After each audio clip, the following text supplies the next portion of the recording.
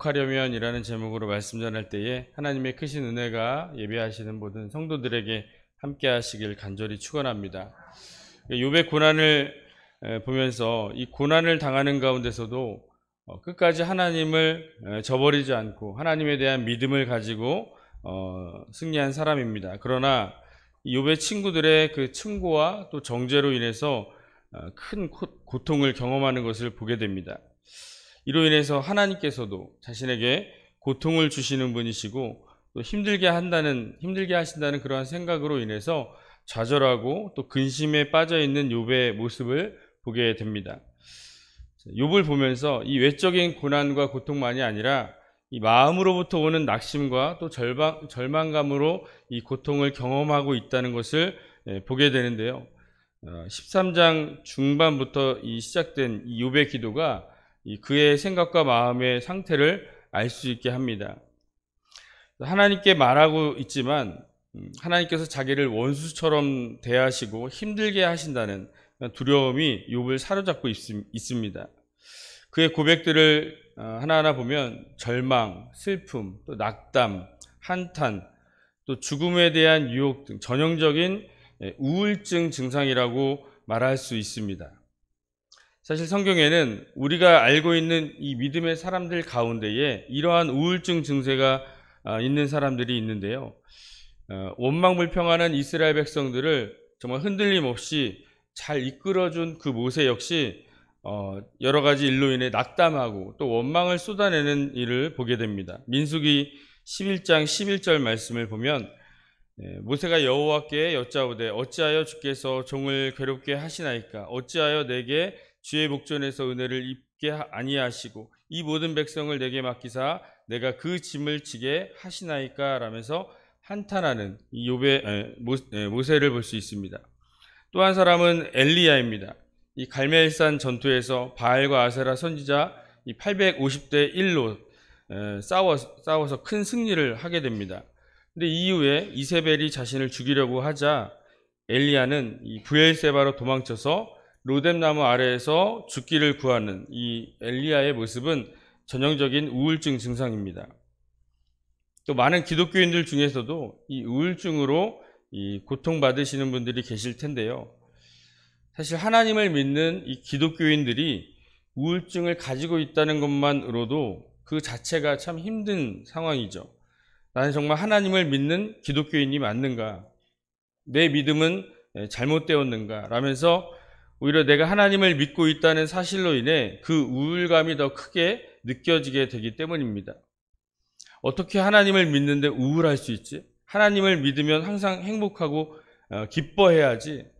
그런데 나는 하나님을 믿는데 왜 이렇게 우울하지? 내 믿음은 가짜 믿음이야 라면서 이 반복된 우울감에 빠지게 됩니다. 우리가 욥의 기도 계속해서 살펴보는데 14장을 우리가 살펴보면서 기독교인으로서 우울증에 걸리는 이 딜레마를 어떻게 극복해야 할지, 또 깊은 우울감과 낙심에 빠질 때는 또 우리는 어떻게 반응해야 할지 또 신앙으로 답을 찾아가면서 함께 은혜를 나누고자 합니다. 첫 번째, 인생은 짧고 유한하다는 사실입니다. 우리 1절부터 3절까지를 함께 봉독하겠습니다. 1절부터 3절까지 시작. 여인에게서 태어난 사람은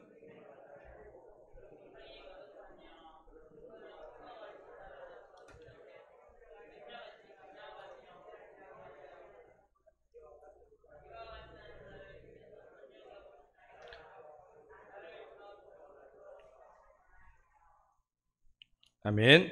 자, 여인에게서 태어난 사람은 생애가 짧고 걱정이 가득하다라고 말합니다.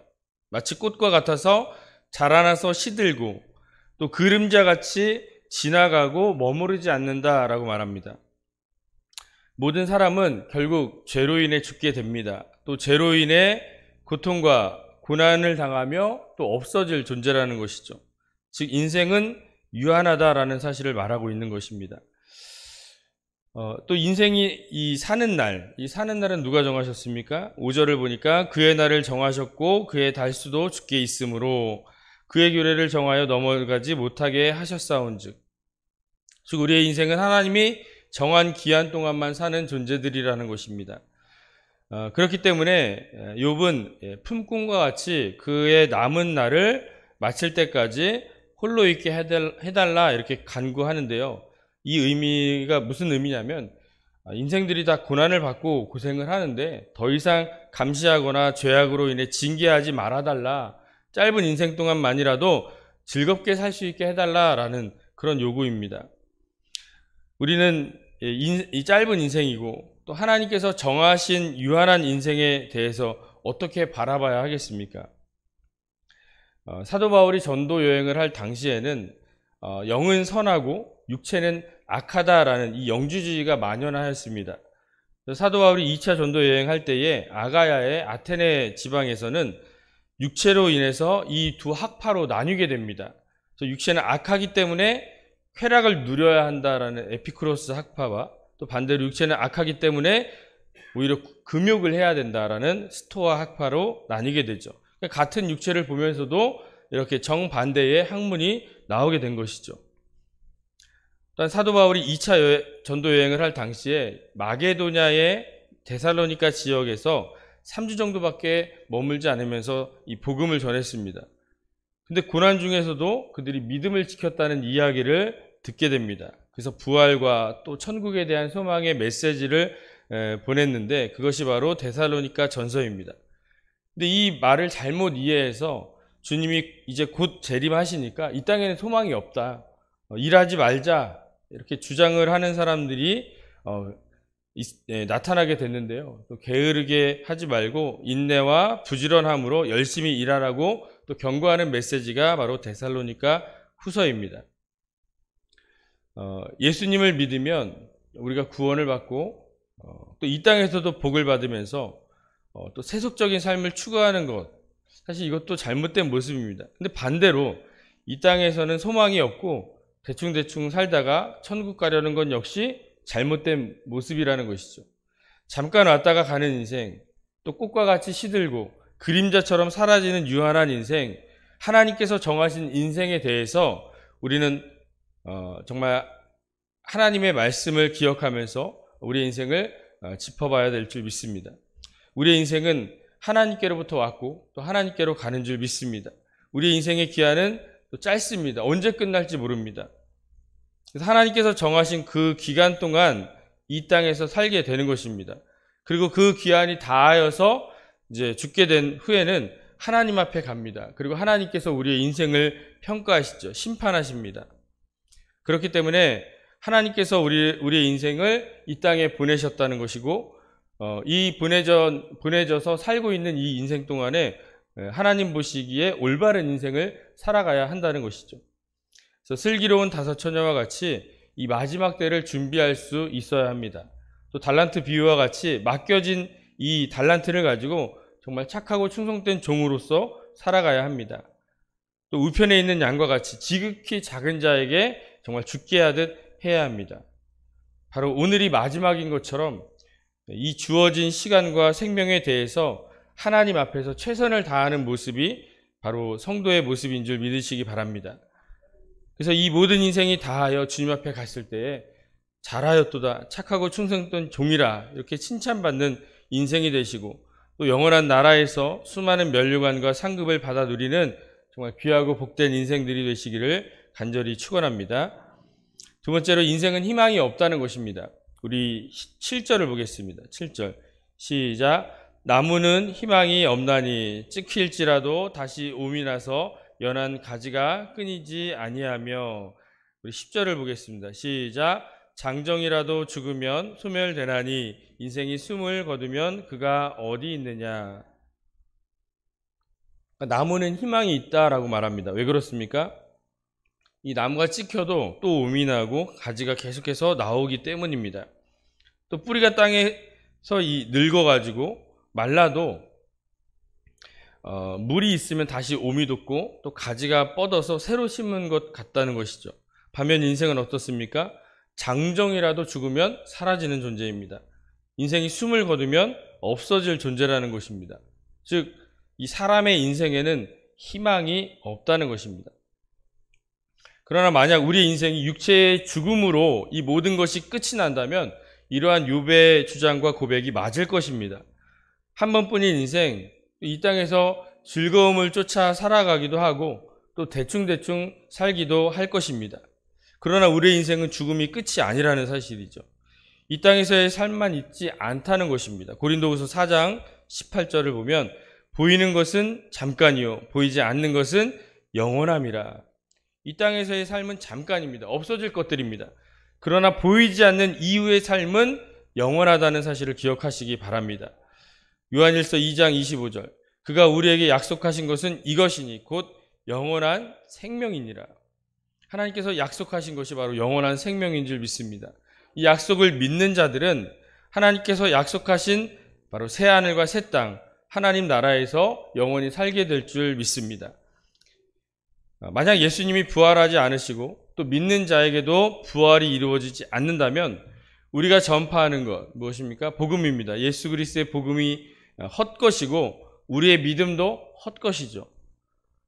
그리스도 안에 잠자는 자, 즉 예수님을 믿다가 벌써 죽은 자들입니다. 낙원에 간 자들 역시 망하게 된다는 것입니다.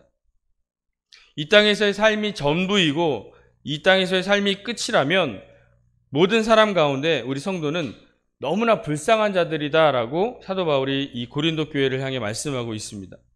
그러나 예수 그리스도께서 이 죽은 자들 가운데 다시 살아나셨고 또 잠자는 자들의 첫 열매가 되셨습니다.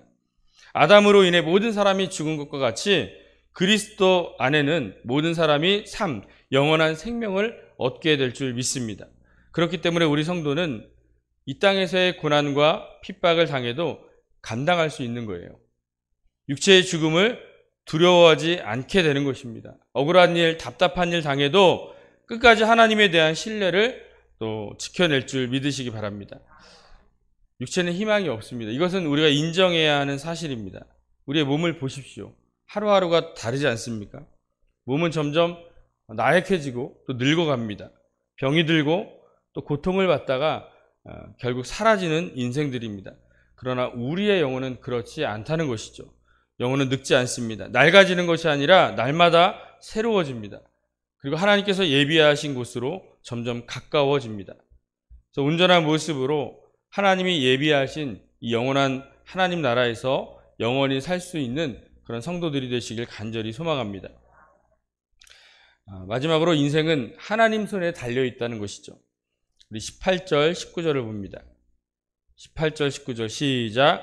무너지는 산은 반드시 흩어지고 바위는 그 자리에서 옮겨가고 물은 들을 닳고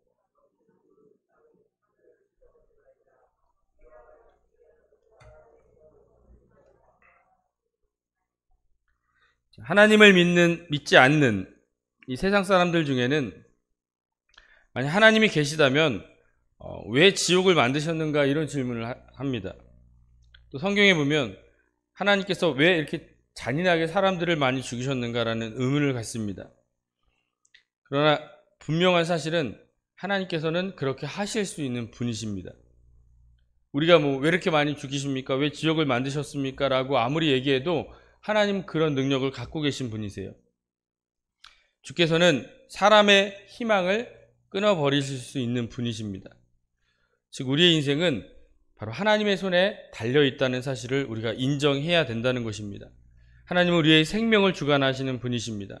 우리의 태어나는 날과 또 시와 장소를 정하셨습니다. 또 이 땅에서의 삶, 죽음, 이 기한을 정하셨습니다. 뿐만 아니라 우리의 죽음 이유도 마찬가지죠.